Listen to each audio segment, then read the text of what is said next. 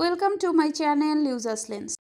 আজ আমরা কথা বলবো ফ্রেয়াস টিটি টোনার নিয়ে। এটি মেনলি অয়েলি স্কিনের জন্য।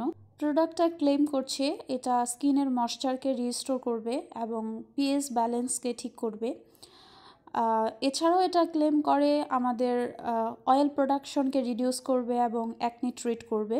আরও একটা ক্লেম তাদের আছে, তারা ইনলাস্ট পোরকে ক্লিনিং করবে এবং টাইটেনিং করবে।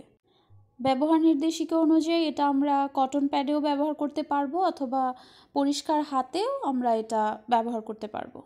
এবং বলা আছে টোনারটি অ্যাবজর্ব হওয়ার পরে অবশ্যই ময়শ্চারাইজার লাগাতে হবে স্কিনে। এতক্ষণ তো বললাম এই নির্দেশিকায় কি বলা আছে এবং তারা কি ক্লেম করছে। And now I will share my experience. এটা আমি 3 থেকে 4 মাস ব্যবহার করেছি। আমি মেনলি এটা ব্যবহার করেছিলাম অ্যাকনিকে কন্ট্রোল করার জন্য। আমি ভেবেছিলাম এটা খুব মাইল্ড একটা স্যালিসাইলিক অ্যাসিডযুক্ত টোনার, সুতরাং এটা আমার অ্যাকনিকে খুব সুন্দর মতো ট্রিট করতে পারবে।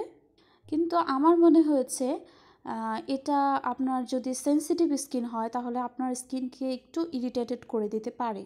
তবে এটাও ঠিক, এটা খুবই বাজেট ফ্রেন্ডলি একটা টোনার, সুতরাং আমাদের এখান থেকে খুব বেশি এক্সপেকটেশন রাখা আসলেই উচিত হবে না। তবে আমি এটাও খেয়াল করেছি যে আমার স্কিন যখন খুব একটা সেন্সিটিভ থাকে না তখন আমি এটা ব্যবহার করলে আমার স্কিনের ময়েশ্চারকে এটা সুন্দরভাবেই লক করতে পারে।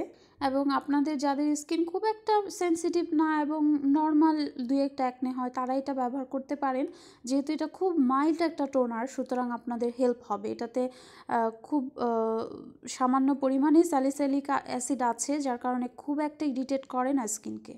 এটার প্যাকেজিংটা আমার সত্যি বলতে খুব ভালো লেগেছে, কারণ স্প্রে টোনারগুলো আমার খুব একটা ভালো লাগে না, ইউজার ফ্রেন্ডলি মনে হয় না। দেখতেই পাচ্ছেন এটা পানির মতোই একদম লিকুইড একটা টোনার।